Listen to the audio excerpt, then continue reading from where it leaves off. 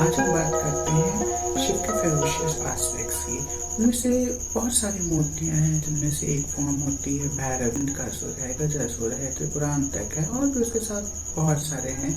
कुल मिला के जहाँ पर जो शिव हैं वो अपने रुद्र रूप में होते हैं, जहाँ पर रौद्र रस आ जाता है, वो सारे फॉर्म्स विजुअल आर्ट में जितने भी बेसिकली स्कल्पचर्स की अगर मैं बात करूँ तो टेम्पल्स पर जो जंघा वॉल होती है, मतलब जो मेन वॉल होती है मंदिरों की, उनमें जो आपके जो निशेस बने होते हैं, आले आप कह सकते हैं, वहाँ पर जो दीवार पर जो बाहर की तरफ बने होते हैं, उनमें आपको मेनली फेरोशियस फॉर्म्स दिखेंगे। और वो इसलिए बनाई जाती थी, जहाँ तक मेरी समझ कहती है, ऐसा कहीं पर लिखा हुआ नहीं है, बट जितनी हम टेम्पल आर्किटेक्चर और रिचुअल्स और ये सारी चीज़ें अगर पढ़ते हैं तो उससे समझ में ये आता है कि ये इसलिए बनाए जाते थे जिससे आप जब मंदिर में जाएं तो आप सेफ फील करें, क्योंकि बाहर जितने फेरोशियस फॉर्म्स हैं वो सारे आपको सिक्योरिटी प्रोवाइड कराते हैं। चलिए, ज़्यादा फालतू की बातें ना करते हुए मेन टॉपिक की तरफ बढ़ते हैं। तो आज हम बात करेंगे अंधकासुर की।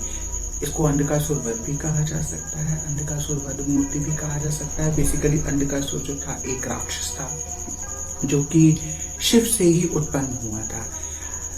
सबसे पहले हम बात करते हैं कि शिव पुराण में इसके बारे में क्या कहा गया है। तो शिव पुराण जो बताता है वो ये है कि जैसे मैंने पिछले अंक में भी आपको बताया था कि इंडियन माइथोलॉजी में मेनली जितने भी हम लोग चीजें देखते हैं वो सारी की सारी हंसते खेलते ही हो जाती हैं। तो इसकी भी शुरुआत उसी तरीके से होती है कि एक बार शिव बैठे हुए थे अपनी तपस्या में, या तपस्या भी नहीं, ऐसे बैठे हुए थे, तपस्या नहीं खैर लिखा हुआ है। शिव बैठे हुए थे और पार्वती आती हैं और वो उनके तीसरे नेत्र के ऊपर हाथ रख लेती हैं।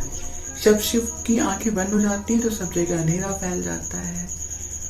उतनी देर में जो शिव का आंख बंद करने से जो अंधेरा फैलता है संसार में, और पार्वती की जो हाथ की जो गर्मी होती है, उन दोनों के मिश्रण से, उन दोनों के समावेश से एक दानव की उत्पत्ति होती है। बेसिकली उनके पुत्र की उत्पत्ति होती है, जिसको कि अंधकासुर नाम दिया जाता है, जो कि जन्मांग होता है, मतलब अपने जन्म से ही वो अंधा पैदा होता है।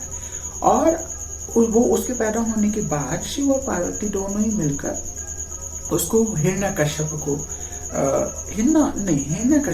उसको हिरण्याक्ष को दे देते हैं और वो उसको बड़ा करता है।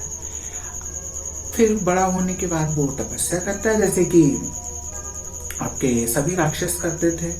हाँ, बट इसमें थोड़ा सा बदलाव है कि सारे राक्षस तपस्या करते थे, उसके बाद देवता बड़े परेशान हो जाते थे। फिर वो जाते थे कि आए मेरी मदद करो, देवता जो त्रिदेव थे उनके पास। बट यहाँ पर ऐसा कहीं भी नरेशन नहीं है। बट फिर जब वो बड़ा हो जाता है तो वो ब्रह्मा से तपस्या के बाद फल मांगता है कि जब भी वो किसी स्त्री के पीछे पड़ जाए या स्त्री का अपमान करे, या जब भी स्त्री से रिलेटेड उसकी मृत्यु आए, तो जब वो बड़ा होता है तो वो पार्वती के पीछे पड़ता है। पीछे पड़ने का, क्योंकि मैंने जितने ट्रांसलेशंस पढ़े हैं, मैंने तो इंग्लिश में पढ़े हैं, और जो ओरिजिनल पुराण है वो है संस्कृत में। तो अब ये ट्रांसलेशंस में ये फर्क आ जाता है। फर्क यहाँ पर आता है कि पार्वती को चेज करता है। अब चेज करने का मतलब इंग्लिश में कुछ और हो जाता है, हिंदी में उसके लिए कुछ और, लेकिन संस्कृत में जो चीज लिखी है उसके हिसाब से अगर हम समझें, अपनी बुद्धि लगाकर अगर समझने की कोशिश करें, तो इसका मतलब ये है कि पार्वती उसकी माता थी और उसको अंत में पूरी अपने जीवन में जो है पार्वती से प्रेम नहीं मिला, स्नेह नहीं मिला, इसलिए वो शायद पार्वती को अपनी माता के रूप में चाहता था और उसको अपने पास रखना चाहता था। लेकिन अगर वो पार्वती को अपने पास रखता तो जाहिर सी बात है कि पार्वती के उसके पास रहने से बहुत सारे सृष्टि में परिवर्तन आ जाते, इसलिए शिव से उसको युद्ध करना पड़ा। और एक और इम्पोर्टेंट चीज कि वो पार्वती को तो एज अ मदर मानता था और चाहता था, लेकिन शिव को नहीं एक्सेप्ट करता था। और जहाँ पार्वती होगी वहाँ शिव होंगे, जहाँ शिव होगी वहाँ पार्वती होगी, दोनों एक साथ हैं, दोनों को कोई अलग नहीं कर सकता, ये कहा जाता है। और यही है, क्योंकि पुरुष और प्रकृति दोनों एक साथ ही चलते हैं। फिर कुल मिला के इन सबको लेकर जो होता है, शिव का युद्ध होता है, और अंत में जो अंधकासुर का जो वध होता है वो शिव कर देते हैं।